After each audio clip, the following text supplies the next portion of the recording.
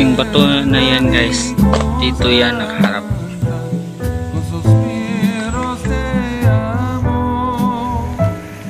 Kaya. Pagkila niya may hagdan dito.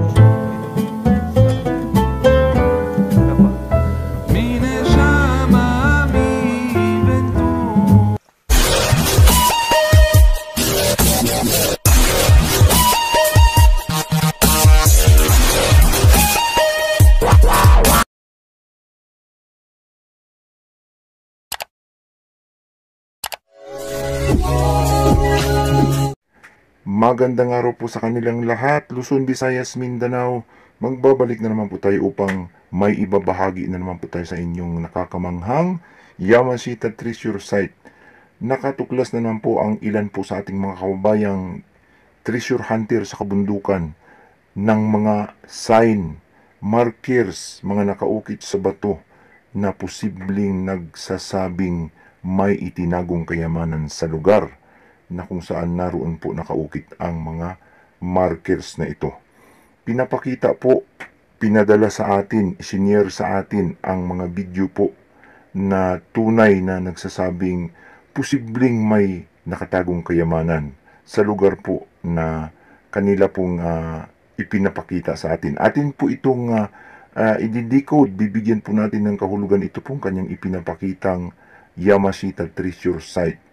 So dalawa po ito, unahin po natin itong isa na kung saan may makikita tayong napakagandang markers. Ito po ay ang kwadradong simento at masasabi nating simento ito na ginawa ng tao at halatang luma na ito na may graba pang malalaki nakadikit sa ilalim. Hindi mahalata sa itaas, subalit makikita sa ilalim at nagsasabi itong treasure na nasa loob po ng kahon na ganyan ang itsura. So yun po ang itsura, yan po ang itsura ng container na posibleng pinaglagyan ng Yamashita Treasure.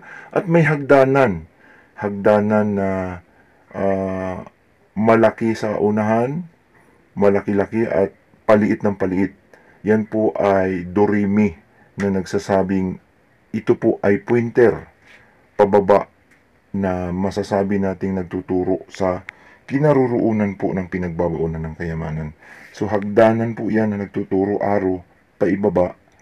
At dyan po sa ibaba na kanya pong bababaan, na kanya pong aapakan ay ang digging spot. So dyan po sa lugar po na yan ay treasure deposit. Nandyan po sa ilalim ang pinagbabaunan ng kayamanan. Pwede pong huhukayan dyan kung saan naroon yan at nakatingin po yan. Look here, sabi niya, sa right side niya. Sa left side naman kapag nakatingin tayo dito, pero nasa right side niya kapag doon sa kanila. So look here, nakaturo po yan, nakatingin doon sa may hagdanan, sa ilalim ng hagdanan.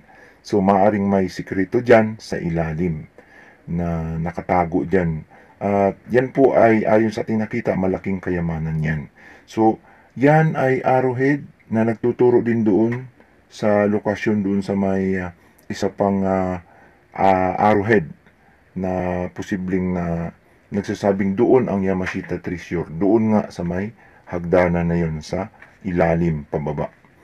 So, positibo po ang kanya pong naipadalang Yamashita Treasure Site. Halatang ginawa po ito ng mga Japanese Imperial Army. Gawa po ito ng kamay, gawa ng tao. Halatang halata naman. So, yan po ang ating nabasa, no? So, pangalawa po sa nagpadala ng video ay ito pong isa na naman pong nakakamangha ito na parang box. Makikita natin na box ang design at treasure inside the box ang ibig sabihin yan.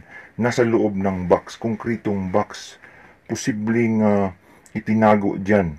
At nahati ito sa dalawa ayon po sa marker na yan ay dalawa yung box, concrete box at posibleng hiniwalay sa area po na yan ayon sa sign. So makikita natin yun ay object pointer na nagsasabing dalawa nga, isang maliit at isang malaki, left and right ang direksyon. Posibleng yung isang malaki ay nandyan lang kung saan nariyan yung mga parang box na yun na may layer. Yan po ay sign ng takip. Dito sa right side, sabi niya mayroon. At dito sa left side na direksyon ay may maliit. Posibleng may makikita ka dyan sa gilid ng creek, gilid ng puno ng kahoy, punong kahoy na doon sa ilalim naroon yung isang maliit, no? Yan po ay given. Yung maliit at yung isang malaki to deposit. Duplicate po nung object sign na hanapin. Look, sabi niya. Hanapin mo ang maliit at malaking ibinaon dito. Dalawa yung itinago rito, sabi niya. So, yung layer boxes na yan, yung mga layers ng boxes na yan ay halatang may direksyon. Doon papunta yung isa. So, box sign na may mga directional arrowheads na nagtuturo sa isang Yamashita Treasure Deposit. Yun po ang tinuturo, posibleng yung maliit. At maaaring yung malaki ay nandyan sa mga squares dyan, sa ilalim yan. Maaaring may sikrito dyan sa lugar po na yan. Medyo malawak po kasi ang kanila pong pinaglalagyan. No? Yan po ay arrowhead na naman, pointing sa direction ng posibleng kinaroroonan po ng pinagbabaunan ng Yamashita Treasure. No? So, sa ibang direksyon, ibang side po ay makikita din natin na pointer din ito na parang heart shapes. Opposite side nga po, ibig sabihin dalawa nga ang kanilang itinago. Ayon po sa markers na yan, heart shapes ay nahati sa dalawa. Isang medyo maliit, isang medyo malaki. Kung titingnan natin, pati yan, yung object sign na yan na animal characters na arrow, ay nagsasabing dito at may isa pa. Dito at may isa pa. Pointing towards treasure. So, maaring dito sa ilalim nitong mga squares ay may makikita tayong konkreto dyan sa ilalim. Treasure in box. Yan po ang pinapahiwatig niya, treasure in box. Maaring dyan sa mga boxes na yan sa ilalim ay may konkreto dyan na kinover. Maaring may treasure box na tinutukoy ng parang box na yan. Na tinuturo din yan ng parang mukha na yan. Nakatingin, dyan sa ilalim daw, sabi niya. So, dalawa ang box. Isa sa itaas, isa sa ibaba, nahati sa dalawa ang treasure, no? At yung direksyon ng hati na yan ay nagtuturo ng dalawang direksyon. At yung isa ay parang may pailalim, no? Na nagtuturo. Yan po ay gold bars sign. Parang 75 kilograms, no? Na style ng bars. Gold bar sign yan. At siguradong may ginto dyan na itinago. Ayon po sa sign na yan. So, pansin nyo ba parang box na magkapatong, no? Dalawang box. At may parang sa ilalim guide na parang may number 6. Ang ibig sabihin ng number 6, inside. Ibig sabihin, maaring dyan sa mga boxes na yan ay may mga giveaways. May giveaways dyan sa mga boxes. Kasi may number 6 inside the box, concrete box. So, din dalawang box na yan ay na-divide nga sa dalawa. Yung Yamashita Treasure. So, dalawang box ang ating hahanapin dyan na konkreto.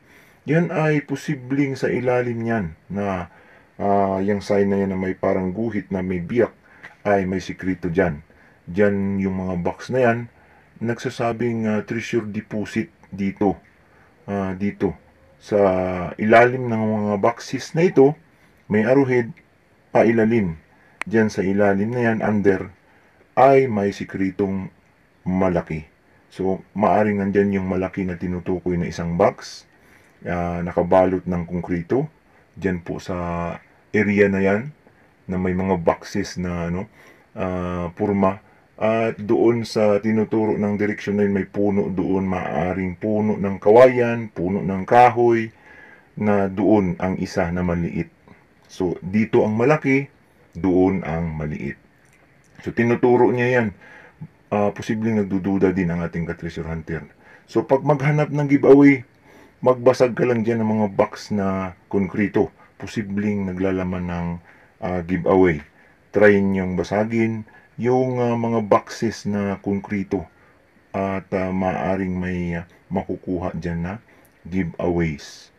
So, yan po ang ating pagbabasa tungkol po dito sa Yamashita Treasure na ito na divide nga sa dalawa, no? Mga pointer po yan, yung mga butas na yan, yan po ay pointer ng Yamashita Treasure. At legit talaga na ginawa ito ng kamay.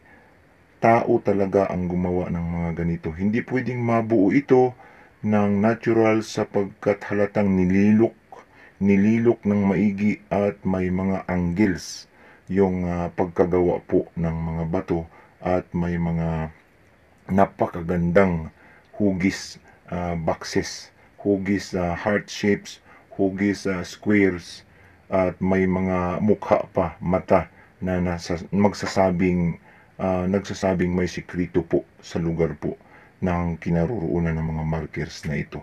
So, yan po ang ating pagbabasa, no?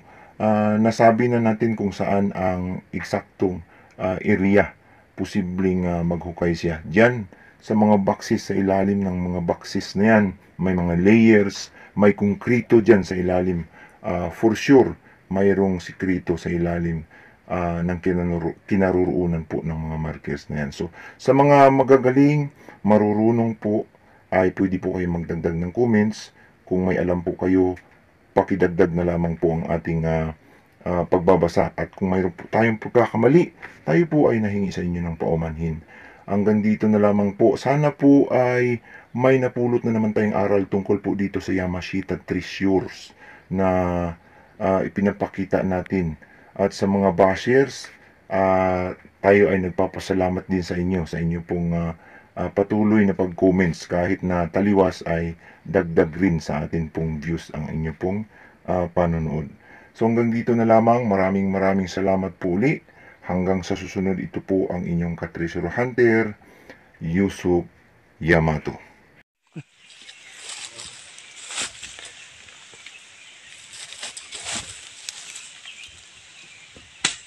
Na guys, oh.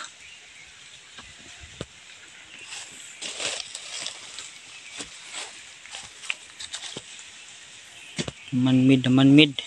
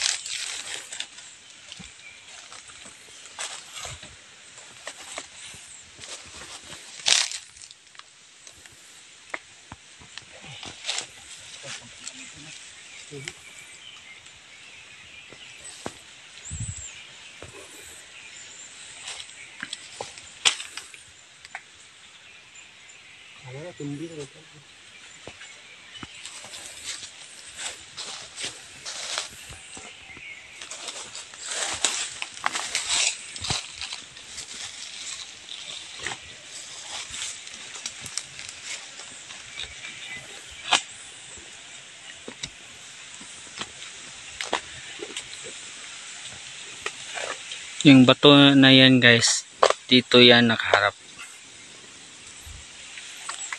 Saka doon. Yan po tayo sa nakaukit na hagdan sa malaking bato. Yan po. Nakaukit po siya. Yung madimi lang po talaga.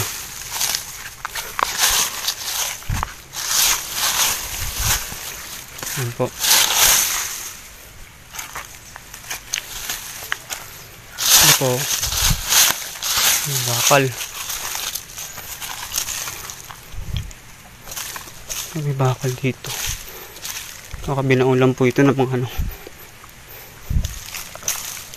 Try ko pong bunutin.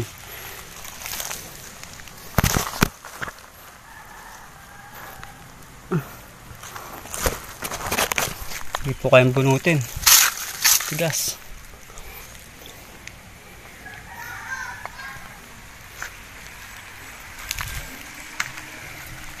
So ito yung parang muhon. Yung kwadradong muhon, no? Sobrang bigat niya po. Siya kaya.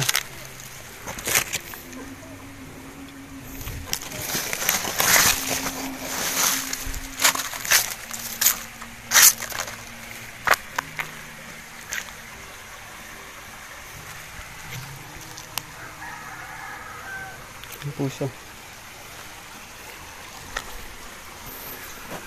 Bosto, sa kabilang bato din, yung kabila niya may hagdan din po siya, oh. Ayun, oh. Sa dalawa, apat, tapos isang maliit lang.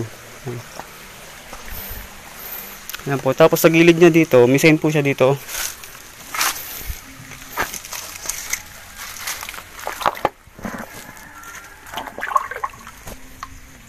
Sa part ito medyo malalim po eh. Ito. Triangle. Oh! Nahanap na ako ng kasama ko. Pagkat daw po ako ng ahas dito at marami daw ahas dito. So yan po.